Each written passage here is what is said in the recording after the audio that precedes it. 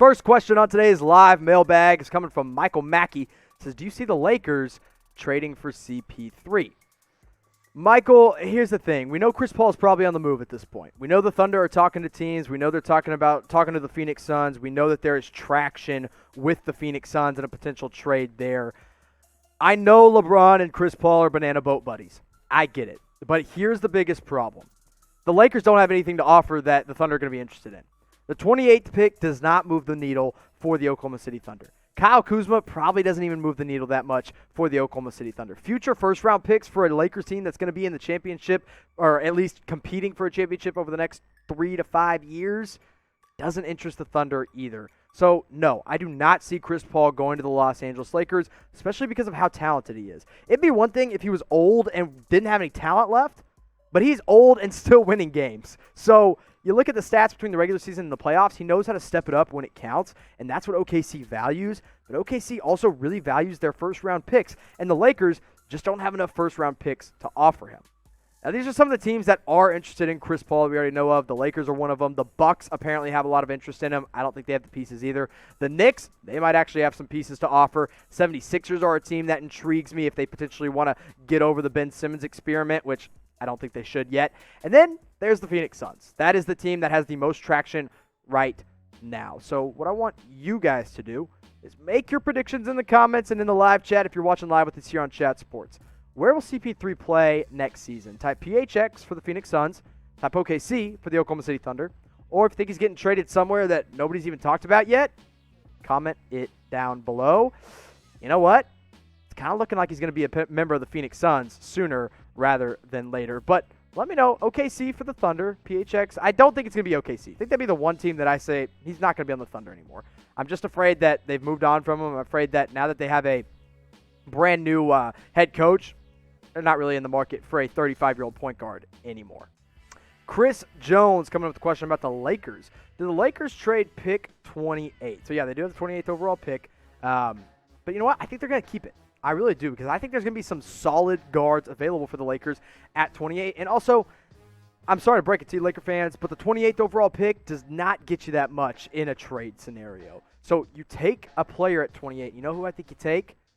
I'll give you a few names. How about that? We'll give you a few names for the Lakers. Grant Riller out of Charleston, probably going to be available at 28. Super fun guard off the bench, ready to play in the NBA right now. If Tyrell Terry, who should not fall that far, falls to 28, you take him and don't even look back. Take him at 28. Ateo Maledon maybe is an answer there, but I'm not super high on him for the Lakers. He's more of a project player. And then Malachi Flynn is another guy at San Diego State that's more of a pass-first point guard that could be a playmaker off the bench. But no, I don't think they're going to trade that 28th pick.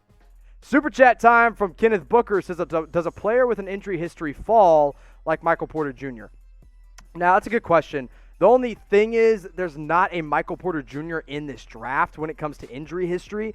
Aaron Nesmith is the closest thing to it because he did suffer a stress fracture in his left foot, I believe, in his time at Vanderbilt. And, you know, maybe that makes him fall a little lower than he should, but he's not going to be, you know, to the level of Michael Porter Jr. Another guy that's probably going to fall to the second round, potentially go undrafted, is Killian Tilly out of Gonzaga. I don't know how you guys like to say it, but Gonzaga, I guess is how we'll say it. Killian Tilly is a fun player, also a very fun name to say over and over again, but I think he goes late second round, and maybe he's a steal, but he's definitely not quite a Michael Porter Jr. But those are my two guys, Aaron Nesmith and Killian Tilly, that could potentially fall because of injuries. But with the NBA draft coming up, the NBA jerseys are going to be available at Fanatics. So go to chatsports.com/NBA jerseys.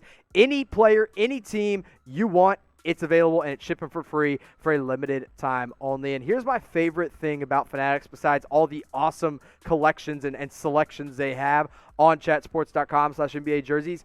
They have this thing called jersey insurance. So if you buy a jersey and then that player gets traded or leaves in free agency, you can get that jersey replaced. It's really easy to do. It is an awesome feature that Fanatics allows when you use that special link that's right here, chatsports.com/NBA jerseys. Best place to go, best place to find authentic jerseys. You don't want to buy the cheap stuff with Christmas rolling around. You want to get the good stuff from Fanatics. One more time, chatsports.com/ you can probably say it with me now, NBA jerseys. Go pick yours up today.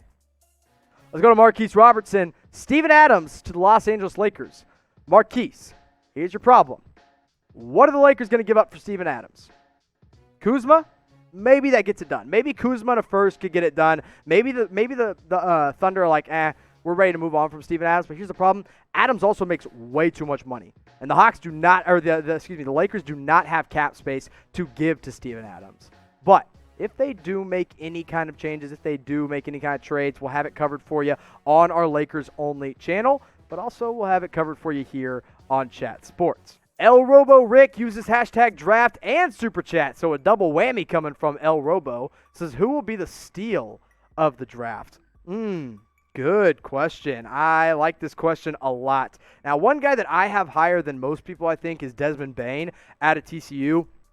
I've seen a lot of people having him go at the end of the first round. The dude's a workhorse. I'd have him go maybe into the lottery into probably, I think 18 as low as he should drop. I think another guy I'd keep an eye on that nobody's really talking about as much is Emmanuel Quickley out of Kentucky. Now, Kentucky, they have a lot of guards coming out. Ashton Hagans and Tyrese Maxey is obviously the most notable one. But Emmanuel Quickley is a sharp shooter, and he was an elite defender. The only reason he's falling is because he's a little undersized. But I promise you guys, his game reminds me of, I'm not saying he's going to be this player, but it reminds me of Lou Williams with defense sprinkled in. So, good question there from El Robo. I talked about a couple underrated prospects. I talked about a couple guys that wow, words are hard sometimes, that could potentially slip to the second round. But let's go overrated here. Who do you think the most overrated prospect is in this draft? I've given my answer multiple times on this show. Everybody, I think, in the office knows my answer. It's James Wiseman, okay? He's great. And that's not, just because you're overrated doesn't mean you're bad. It just means you're not as good as everybody thinks you are. And that's what James Wiseman is. He's going to be fun to watch. I'm excited to watch him develop. He's got a high ceiling, but he's not there yet, guys. He's just not there yet, but I do think he could be eventually. So give me your most overrated player. I see a lot of LaMelo Balls coming in the live chat.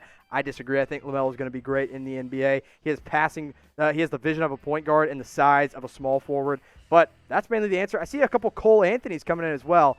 Good answers, but give me yours in the comment section.